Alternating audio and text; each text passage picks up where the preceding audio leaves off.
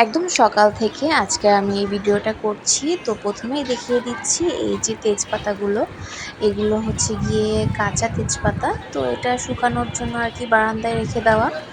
আর এরপরে হচ্ছে আমি আজকের প্রতিদিনের যে যা কাজ থাকে ওগুলো আমি আপনাদের সাথে শেয়ার করব। তো ভিডিওটার সাথেই থাকবেন আর কি।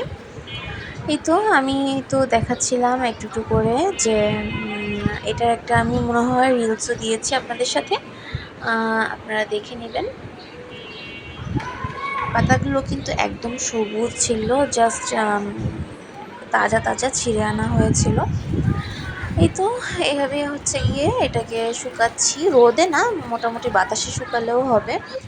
আর এরপর চলে আসলাম দুপুরের রান্নাতে। দুপুরের রান্নায় আমি ওই দিন করেছিলাম হচ্ছে চিংড়ি মাছ ভুনা। আর এই চিংড়ি মাছ ভুনাটা আমার হাতে সবাই খুব পছন্দ করে। এটা আমি নারকেল দিয়ে করি। নারকেল দিয়ে বলতে নারকেলটাকে কোরানোর পর ওটাকে আমি আবার ব্লেন্ডারে ব্লেন্ড করে নিই কিছুটা, এই যে ঠিক এরকম। তারপরে চিংড়ি মাছটা জাস্ট পেঁয়াজ, হলুদের গুঁড়ো, মরিচের গুঁড়ো আর লবণ দিয়ে তেল দিয়ে খুব ভালোভাবে মশলাটা কষিয়ে দেন চিংড়ি দিয়ে আমি নারকেল কোড়াটা দিয়ে দিই। এতে করে কি হয়, গ্রেভিটাও খুব মজা হয় খেতে। আর হ্যাঁ, লবণ তো অবশ্যই দিব, আর উপর থেকে কাঁচামরিচ দিয়ে দিই যাতে করে এটার ঘ্রাণটা আরও সুন্দর হয়। এই তো এভাবে হচ্ছে গিয়ে দিলাম। আর এদিকে এরপরে আমি আরেকদিন একটা রান্না করেছিলাম, সেটা হচ্ছে গিয়ে কাঁকরোল দিয়ে পাবদা মাছের একটা মাখায় বলবো, ঝোল না, ঝোল রাখিনি, মাখা মাখা করে রান্নাটা করেছিলাম। তো এটা হচ্ছে গিয়ে সেটার ভিডিও। এটা নর্মালি আমি যে মশলাগুলো ইউজ করি সেটাই দিয়েছি, আর সাথে একটু জিরা বাটা আর রসুন সেদিন ব্লেন্ড করা ছিল না, যার কারণে আমি কুচি দিয়ে দিয়েছিলাম, রসুনের কুচি। তো এই সব মশলা টশলা দিয়ে ভুনা করে দেন কাঁকরোলটা দিয়ে কিছুক্ষণ আমি কষিয়েছি। এরপরে 2 মগের মতো পানি দিয়ে আমি পাবদা মাছগুলো ভেজে রাখা ছিল, তো সেটা দিয়ে রান্না করে নিয়েছিলাম। আর এদিকে এটা হচ্ছে গিয়ে নেহারি, নেহারি আর হচ্ছে গিয়ে উপরে বেরেস্তা দেওয়া, খুবই টেস্টি হয়েছিল। আর রুটি ছিল, এটা একটা আপু পাঠিয়েছিল বাসার।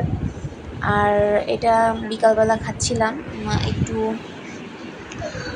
মিষ্টি ছিল, নোনতা ছিল, তো ভালোই লাগছিল। এটা হচ্ছে গিয়ে বাদাম বাহার একটা, একটা হচ্ছে গিয়ে এটা মুরালি, এই যে লাল রঙের এটাকে মুরালি বলি আমরা, আপনারা কি বলেন অবশ্যই কমেন্টে জানাবেন।